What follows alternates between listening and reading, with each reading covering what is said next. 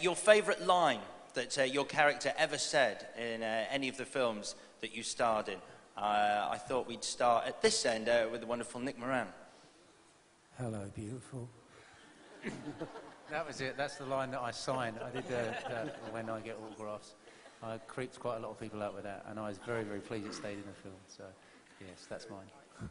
So creepy. Well, for me, it was probably one of the first lines that I uttered in the whole series of films, way back in #1, as Professor Flitwick, Wingardium Leviosa. I think for me would be the one, and it's the one everyone wants me to do when I meet them. So yeah, I often hold little charms classes for little groups of fans. So we could do one now if you want. Do you want to do a charms class? You all have your wands with you? Yeah, good. We'll leave it there then. I don't have many lines, but one of them is. But I like it when she says, "Don't call me Nymphadora," and gets really angry at Mad Eye Moody. And my hair changing colour. I don't remember hardly anything I ever said in the whole movie. I'd say there's just one word that sums up my feelings of playing the character and trying to make a wand feel like an AK-47 for the whole series of films, which is ridiculous. And my other favourite line is boggart. Well, I didn't have any lines either, but I do remember thinking, well, this shouldn't be too difficult. I don't know, I think all Luna's lines are sort of winners. She's always said something funny. But I like "You're just as sane as I am," because it just gives no comfort at all to whoever she says it to. My favourite line is actually one of Daniel's, because my first day's work, one of my first shots, was walking away from Dumbledore's desk, and I said to Chris Columbus, "Oh, I'd really love an exit line." And he said, "Well, let's go again, we'll shoot something and just make something up." And we didn't tell Daniel, and who was only, waist high, and I turned round to him, unexpectedly to him, and I said, "Let us hope Mr. Potter will always be around to save the day." And he looked up at me and he puffed his chest out and he said, "Don't worry, I will be." Which is pretty impressive for a 12-year-old, and he's stayed that impressive ever since. I think my favourite line that I got to say, which I haven't seen yet, so I hope it's still in. Might be cut. Is the moment that she stands up in the Forbidden Forest and says, "Dead." Yeah, we've all been blessed with some great lines, definitely. I thoroughly enjoyed Draco's line when he's being carried away after being attacked by Buckbeak. My father will hear about this. That's one of my, it's one of my favourites for sure. Producers don't have lines.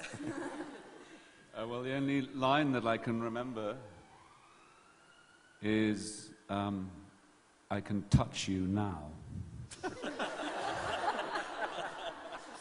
That's my favourite line. You made it in 1986, actually. My favourite line is, "I'm going to bed before either of you come up with another clever idea to get us killed, or worse, expelled." And I remember just getting so much joy out of saying that I think I would have been 11 or 12, and it just seemed like the wittiest, cleverest line, and yeah, it was great. Actually, when you said that, I still remembered the line that I say after that. She needs to sort out her priorities. Yeah. That just really popped into my head. Yeah, it's hard to think of it. I don't know, it's all kind of a blur. I remember saying, I say bloody a lot. No, I always got a thrill from saying bloody because it was kind of like a rude word. So, yeah. There's a very good line you say just after Draco blasts Emma in the last film, and you shout as you're chasing Draco, "That's my girlfriend, you numpties." Yeah. Which is really sweet. Oh, I think my favourite one has got to be, "Not my daughter, you bitch."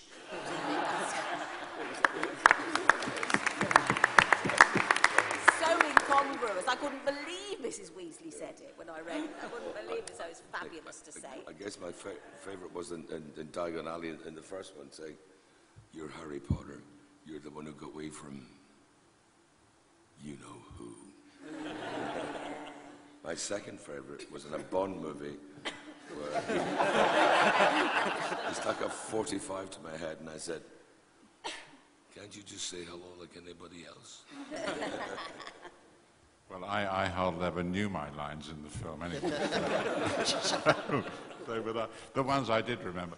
But the one you're going to see tomorrow, my favourite line is when I appear as a ghost on the station platform, and I say, "Harry," and I felt like crying. That's my favourite line. How do I follow that? I think it was just a line that really, for 10 years, really summed up Neville, and it was in number 2, and it was just when he's hanging from the chandelier and he says, "Why is it always me?" I probably have to choose my first ever line that actually wasn't in the script and only happened on the platform 9 3/4 with "Good luck to Harry." That was the beginning, and I ended on the same set at the end of the journey, so it was a complete cycle. I've actually got 2. The first one would be in the first movie when I sounded like I'd just swallowed a load of helium and said, "Honestly, woman, you call yourself our mother." So I remember being really excited, because if I actually said that to my mum, I'd probably be ducking for a smack. So, and my second one would be "Mischief Managed," which I think sums up the characters pretty well.